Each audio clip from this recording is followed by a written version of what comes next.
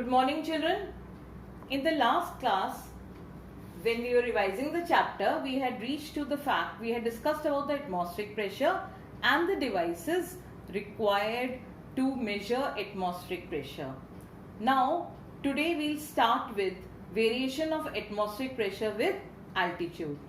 Now see, what happens is that when we keep on moving up, right, so atmospheric pressure will decrease. So what are the reasons for it? The reason is that as you are keeping moving up, the height of air column above us continuously decreases, so atmospheric pressure also decreases.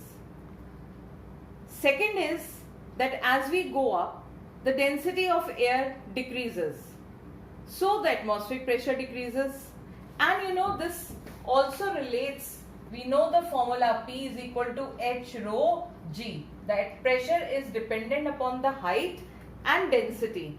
So as you are continuously moving up, the height of air column above you decreases, so pressure decreases, density of air decreases, so the pressure decreases, and G also decreases. If we want to show the relationship between atmospheric pressure and altitude, then we can show it graphically.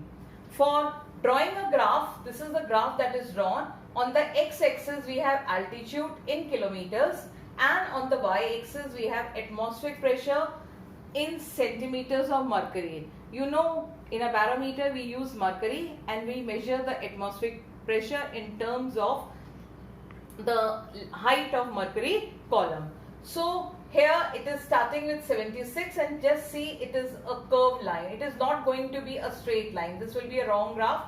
This will be the shape of the graph. This shows then when at sea level, this is the sea level, at sea level the atmospheric pressure is maximum, and as you are moving up, the atmospheric pressure is decreasing continuously, but it is not decreasing abruptly. It is an exponential decay.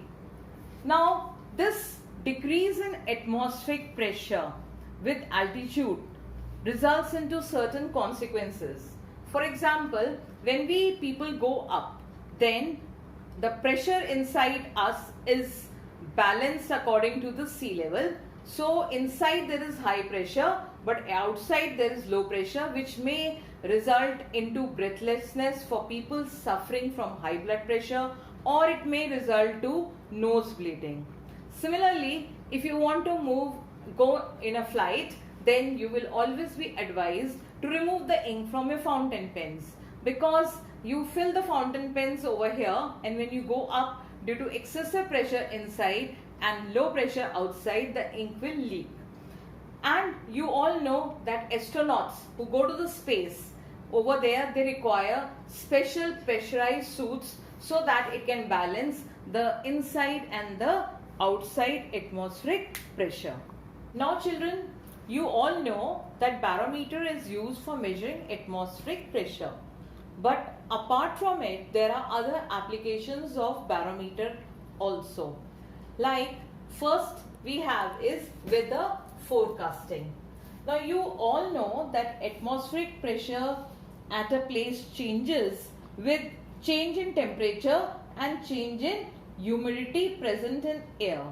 So when atmospheric pressure changes, that means there is a change in temperature as well as humidity. And you should remember that density of water vapor is less than density of dry air. So what happens is that when the barometric height suddenly falls, when it is suddenly falls, that means there is a region of low pressure created. So there will be a flow from high pressure, which indicates an incoming storm. Secondly, I have written this for barometric height. So when barometric height gradually falls, when it gradually falls, that indicates the increase in the humidity. Since there is an increase in humidity, there will be a possibility of rain. So that means when we are looking at a barometer, if we find the height to suddenly fall, it will indicate incoming storm. but it is falling gradually, then there will always be a possibility of rain. Similarly, if the barometric height suddenly rises, when it suddenly rises, then that means there is an suggesting that there is a high pressure created over there. So there will be a movement from there to somewhere at low pressure. It will indicate extremely dry and hot weather. Lastly, when the barometric height gradually rises, when it rises gradually, then it suggests that humidity in air is decreasing. This means it is going to be a dry weather. And if the barometric height remains steady, that is, there is no change, then we can guess the weather will be absolutely fine. Second use of the barometer is as an altimeter. What is an altimeter? Altimeter is a device used to measure height. Now see, we all have discussed that atmospheric pressure decreases with increase in altitude. That means there is a close relationship between the atmospheric pressure and the increase in altitude. So what we do is that we utilize this fact in using the barometer as to measure the altitude where we are in.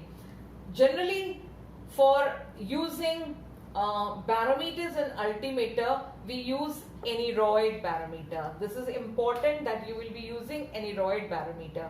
Why do we use aneroid barometers? Because they are compact in size and are portable. The scale of the aneroid barometer is directly calibrated in terms of height above sea level.